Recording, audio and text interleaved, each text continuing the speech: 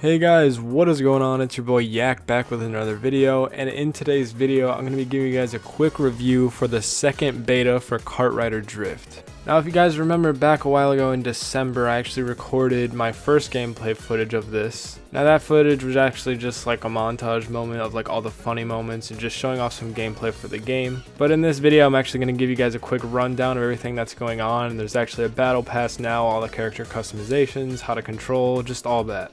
First off, I just want to say this game has improved quite a bit since the last time I played. The controls are still awkward and a little janky and confusing, but the game feels a lot better. So whether you are waiting for this game to come out, or you're playing the beta just like I am, or you just want to watch and see how the game plays, it is a very difficult and confusing game to play.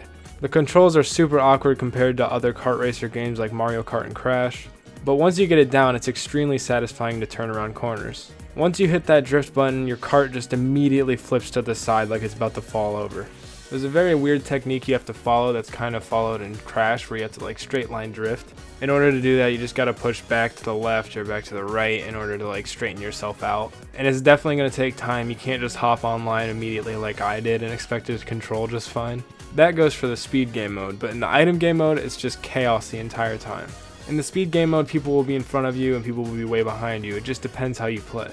The way that it works is instead of getting a boost immediately after a drift, you actually drift in order to fill up a gauge in order to use a boost. So it basically acts as an item that you have to charge up by drifting and just riding on the course. Some maps will offer a little technique where you can actually charge up an even bigger boost by sacrificing that boost that you got. It's really weird how it works because it doesn't really get rid of that boost that you previously had, but it adds to the gauge, so I don't really know how that works exactly. I almost always play the speed game mode because the items is just utter chaos. You can also have it set to duos and squads so you have a team behind your back.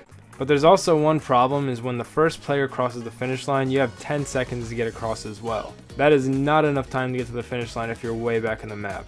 And if you don't finish, then you don't finish at all. It doesn't even place you. You could be in second place and it still won't time you. As for the item game mode, there's just so many items I can't even go through them all right now. There's an item that sends up a barricade in front of all the people that are in front of you. There's rockets and shields and this big bubble thing that'll suck you up and just hold you there. The most annoying one is the UFO. It doesn't hit you or anything, it just literally abducts you and holds you there while everyone passes you. It's a little ridiculous. But this makes for a lot of fun to play with friends, but it's extremely aggravating when you're playing against random people. I'm really excited to start playing this game against my friends so we can all mess with each other in that way, so I can totally see how this works out in the game. So if you want to see more gameplay, you can actually check out my old video. The gameplay hasn't changed much, just some of the movements and some of the animations look a little better. So moving on to the maps, these maps actually look really beautiful. I love this little animation style for all the characters and how everyone looks in this artwork. There's a few maps that have a couple creatures that are running around. You can see these trees are alive on the sides. It is really awesome and beautiful to race around. Some maps have some shortcuts that are super easy to miss, so you're just gonna have to run through them on your own and look out for them. Like in this race right here, I was just going around the course and then all of a sudden someone pops up in front of me. Like, I was so confused, like where did I miss a shortcut at? But there's actually a shortcut that you need a boost for, which I never saw before in this game, so it's cool that they have stuff like that as well. All the maps in this game are tied up into themes, which makes me think that soon we'll have seasonal content that'll release different maps. For example, there's this village category that has 3 different maps under it. So it'll just say like village and then whatever map it is specifically. So it's cool to run through all these maps and see the same stuff around, but there's different race courses to go through. This has huge potential in the future for like different seasonal content like Christmas and Halloween and whatnot. And now for my favorite part, let's move on to customizations. Customizations? I don't know.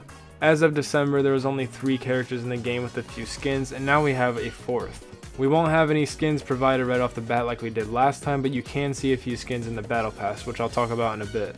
The skins are nothing crazy, there's nothing too detrimental about them so far. Like you can see, this character just has glasses on and looks a little more professional. Not only that, but you can also unlock wheels and carts and different license plates, which is really unique. There's also trails, which actually have like a Rocket League kind of feel to them. And you can also get a little balloon to hang from the back of your cart, which will follow you as you ride around. There's really cool carts like this little plane thing and even this steampunk looking thingy. Don't really know how to explain them, but yeah, that's what they are. And for signing in on the beta, we actually got this little turtle car, which has like a pumpkin look to him. You can actually change the wheels, and you also get wheels to put on different cars as well. I really enjoy customizing carts in games, so this is really cool to have. Also, you can change the color of your cart by making a new preset. This allows you just to change one little section of the cart to a different color so you can match with wheels or your character or whatever. So there is a leveling up system in this game, but it almost seems worthless, and I think it'll maybe have more of a purpose later on in the game. But for now, there's this little tiny battle pass that we're able to see, and I don't know for sure if it'll be the next battle pass when the game actually releases or not, but there's quite a few content in it. It has weekly challenges and even daily challenges that you can do. Every time you complete a challenge, you get to move on and upgrade your battle pass and unlock new items. It's basically like every other game in their battle pass, so I really don't need to express that too much. But the items, like I said, are very cool, so I'm really excited for this. I hope when the game fully releases, they'll actually have a purpose to the leveling up system. Maybe like when you reach level 10, you'll get a specific item or color that you can put on all your carts, just to kind of show off the leveling up and the grind.